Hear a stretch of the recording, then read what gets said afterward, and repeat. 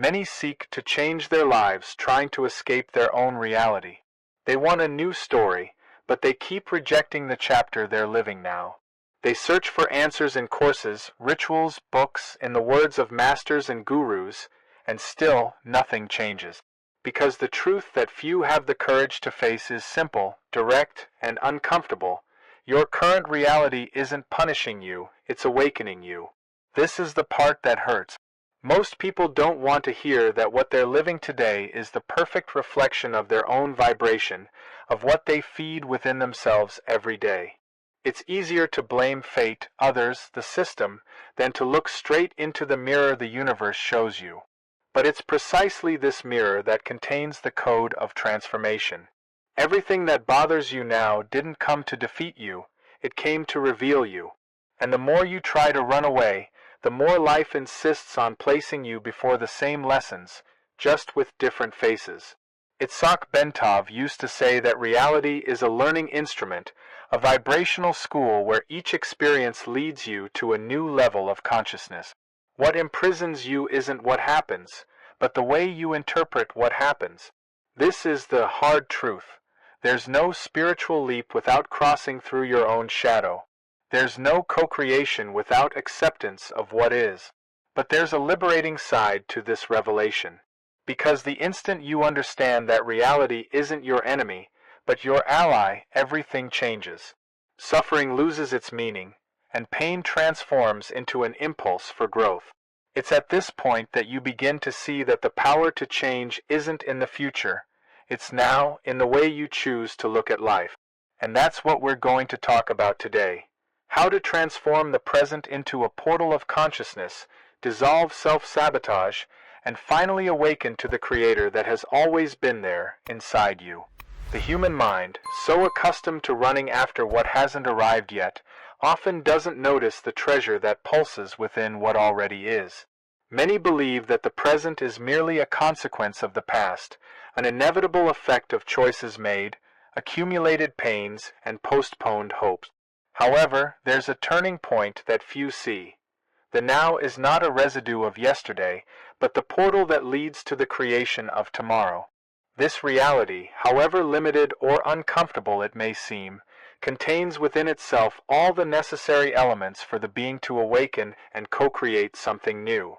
When a human being rejects the present moment, trying to escape it with distractions, expectations, or idealized memories, they are, in fact, denying the very laboratory where transformation happens.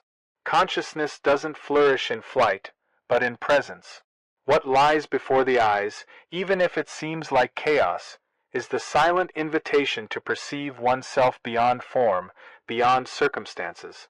The current reality, however challenging, is the most precise tool that life itself offers to refine perception, align frequencies, and expand understanding of what it truly means to be the creator of one's own experience. Many seek spiritual portals, sacred retreats, enlightened masters, or transcendent experiences as if salvation were hidden at some distant point. But all this external search only prolongs the distance from what is essential. The true initiation begins when one faces the common routine with new eyes, when the simple gesture of breathing, working, conversing, and even suffering gains a dimension of deep learning. What seemed banal reveals itself as the fertile ground where the spirit learns to transform density into wisdom. Itzhak Bentov used to say that consciousness expands to the extent that the being observes itself with neutrality. This is the first step. Stop fighting against what is. Conflict with the present generates energetic friction, and this friction consumes the creative force that could be used to transmute reality. The current instant, however imperfect it may seem, is not an enemy. It's a mirror. It reflects exactly the internal state of the observer. There's no punishment, only vibrational correspondence. When one accepts this reflection, something begins to change subtly. Resistance gives way to understanding, and what seemed like a prison becomes a passage. Reality, in its purest form, is a field of energy in constant mutation, responding to the impulses of consciousness. Denying the now is like trying to paint a picture without touching the canvas. It's in direct contact with what's happening that the power to alter what will come manifests. And as this perception matures, a new understanding insinuates itself between the lines. If the present is the portal, then the artist who crosses through it is consciousness itself. And it is consciousness that, upon awakening, begins to mold the universe around it in a way that few dare to fully comprehend. When consciousness awakens to the fact that the external world is not cause, but effect, the entire logic of existence begins to reverse. What previously seemed solid and unquestionable starts to reveal its malleable nature. What is seen, what is lived, and what is felt are reflections of an internal field that vibrates, communicates, and responds in perfect synchrony with the state of mind and heart. Einstein said that you cannot solve a problem with the same level of consciousness that created it, and this is one of the deepest truths that humanity still resists accepting. Reality in its totality is not fixed. It's a quantum mirror, constantly responding to what is projected from within. When someone insists on seeing themselves as a victim of circumstances, they feed a type of energy that reinforces their own prison. But when one understands that each emotion, thought, and intention are waves that interact with the invisible fabric of the universe, the power to recreate destiny is born. What changes the world is not the force of isolated will, but the vibrational state that sustains that will. This is why so many attempts at change fail, because one tries to reform the form when the root is in the frequency. The human mind, when aligned with inner clarity, acts as a transmitter. It doesn't just observe reality, it imprints it. Each judgment, each belief, each interpretation of what is lived is like a code that consciousness inserts into the matrix of the real. When the code changes, the result also changes. It's not about manipulating the world, but about understanding that the world is a continuous projection of the consciousness that observes it. Awakening, therefore, is not a miraculous event. It's a process of perceptive refinement. As the human being begins to look at events without the weight of fear or guilt, they expand their field of vision and access more subtle levels of understanding.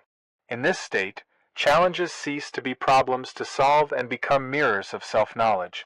The frequency changes, and with it, the way reality responds changes. Itzhak Bentov said that the universe is a great dance of frequencies, and that each thought is a note in this symphony. When consciousness vibrates in harmony, life responds coherently. This is the natural law of the cosmos. Everything is resonance.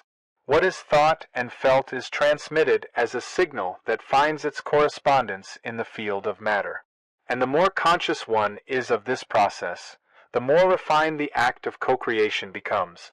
Over time, one perceives that reality doesn't need to be fixed. It needs to be reinterpreted.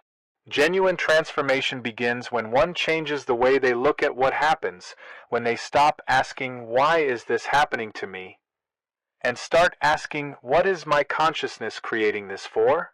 This simple inversion changes the axis of existence, and when this new point of view stabilizes, a clarity is born that leads the being to the next stage. Understanding why so many still sabotage their own power, believing that something outside themselves holds control over destiny. There's a moment in the path of consciousness when the human being, already understanding that they shape their own reality, perceives something even more subtle, internal resistance. It's at this point that many stumble, because, even knowing the laws of the universe, they continue to act as if the power were outside themselves. They wait for signs, opportunities, divine rescues, when in truth creation begins within. It's easy to believe in the law of attraction when everything flows, but when life seems stagnant, when results don't come, the mind quickly creates excuses. Maybe it's not for me, maybe it doesn't work. And that's where self-sabotage is born. Victimhood is the most convincing disguise of unconsciousness. It feeds on the idea that something or someone has the power to determine destiny. But by sustaining this belief, the person continues vibrating in lack, and this vibration is the link that binds them to the same experiences. The energy of the victim is dense because it carries guilt, fear, and powerlessness. That of the creator, on the other hand, is light because it's born from responsibility. And responsibility is not weight. It's power in its purest form. When the mind convinces itself that something external needs to change for happiness to come, it transfers its creative force outward. It waits for the miracle, the encounter, the opportunity, the other's change. But all waiting is a denial of the present. While one waits, one doesn't vibrate, and the universe doesn't respond to words, but to frequencies. It's not wanting that creates, it's being. That's why, while someone says, "I want abundance," but feels lack, it's lack that manifests. The miracle was never distant. It always manifests in the same proportion as the being trusts their own power. Life responds with precision to the internal state, not to empty intentions. Many study, meditate, recite affirmations, but deep down still carry the fear of not being capable. It's this doubt that fragments the vibration, like an out-of-tune note in a symphony trying to harmonize. Self-sabotage is silent. It manifests in small escapes, in distractions, in spiritual procrastination. It doesn't destroy explosively. It delays, subtly, the awakening. But true awakening begins when the person stops looking for culprits and begins to observe themselves. When they understand that there's no failure in the universe, only vibrational feedback. Everything that arrives at the human experience is a perfect reflection of the inner frequency. This realization can hurt because it eliminates all excuses, but it's precisely this pain that heals. It's the point at which the being stops waiting for the miracle and recognizes themselves as the miracle itself. In this instant, something changes forever. Victimhood loses strength, and self-sabotage begins to dissolve, not through repression, but through consciousness. The energy that was previously used to resist transforms into creative impulse. And when this new posture is established, a deep understanding emerges that the power to manifest is intrinsically linked to a simple but transformative emotion, gratitude. The consciousness that awakens to its own power soon realizes that the key to maintaining this elevated vibration lies in gratitude. And it's not about thanking in a mechanical way, like someone fulfilling a spiritual ritual, but about deeply feeling the value of what is already present. Gratitude is the language of abundance, and whoever masters it learns to communicate with the universe without needing to ask. The grateful being doesn't wait, they recognize. And by recognizing, they vibrate. This vibration is the purest signal of alignment between the human and the divine. Many believe that abundance will come when there are more reasons to be grateful, but the process is inverse. It's the reasons for gratitude that create abundance. The quantum field responds to the frequency of feeling, not to the logic of deservingness. When the heart vibrates in gratitude, even in the face of small things, the roof that shelters, the food that sustains, the clothing that protects, it emits an energetic signature of fullness. And the energy of fullness can only attract more fullness. The mind, accustomed to comparing and desiring what hasn't arrived yet, tends to move away from this state. It believes that happiness is in the future, when a certain goal is achieved, when life improves. But gratitude dissolves this illusion. It brings attention to the present, to what is real now. And in this now, the entire universe manifests, because time is just a sequence of perceptions, and the only point where creation truly happens is this instant. Itzhak Bentov said that the now is like the center of a whirlwind of energy. It's the immobile point from which everything moves. Whoever anchors themselves in it accesses the intelligence of the field. Gratitude functions as the axis that stabilizes consciousness. When the being vibrates in gratitude, there's no space for fear or scarcity, because both are projections of the future, and gratitude keeps them in the present, in the state where everything is possible. The practice of gratitude, when sincere, begins to reconfigure the perception of reality. Small annoyances lose the weight they had. Situations previously seen as problems start to be recognized as opportunities for expansion. The mind stops fighting against the flow and begins to cooperate with it. It's at this point that life becomes less about controlling and more about allowing. And what is allowed flourishes naturally without effort. The power of now isn't in stopping time, but in perceiving that it never needed to be controlled. The present is the stage of creation, and gratitude is the light that illuminates it. The one who understands this no longer lives waiting for signs, because feeling itself becomes the sign. And as this consciousness expands, an even deeper perception emerges, that it's possible to go beyond feeling and rewrite, from the inside out, the entire narrative that sustains one's own life. When gratitude becomes a natural state, the mind begins to quiet and consciousness opens to something more vast, the possibility of reprogramming one's own perception. At this point, the human being begins to understand that they don't see the world as it is, but as they were conditioned to see it. Each past experience shaped internal lenses that distort present reality. Memories, loaded with unresolved emotions, create invisible filters that make the person react instead of choose. But the beauty of consciousness lies precisely in its plasticity. Just as the body renews itself, the mind can also be reconfigured. Neuroscience confirms what ancient masters already intuited. Memory is malleable. It's not a fixed recording, but a construction that alters every time it's accessed. This means that the past is not written in stone. It's a script in constant revision. What imprisons the being is not the fact itself, but the narrative created around it. When the narrative changes, the meaning changes. And when the meaning changes, the emotion that sustained it dissolves. Thus, the past ceases to be an anchor and becomes fuel for expansion. Itzhak Bentov said that consciousness is a precision instrument, and that learning to use it is like tuning a violin.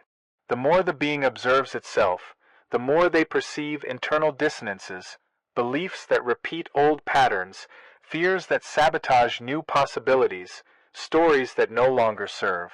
The reprogramming process is not about erasing what was lived, but about reinterpreting. It's looking at pain and seeing in it the training of the soul, looking at error and perceiving the wisdom that formed from it. With each new perception, reality changes form. What previously seemed impossible becomes accessible.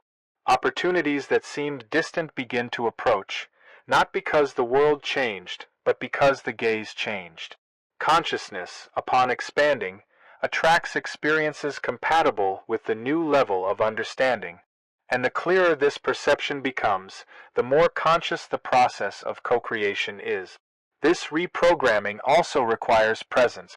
It's not enough to understand intellectually. One must feel. Each time an old emotion arises, it brings with it the invitation for a different choice. Instead of reacting, the being observes.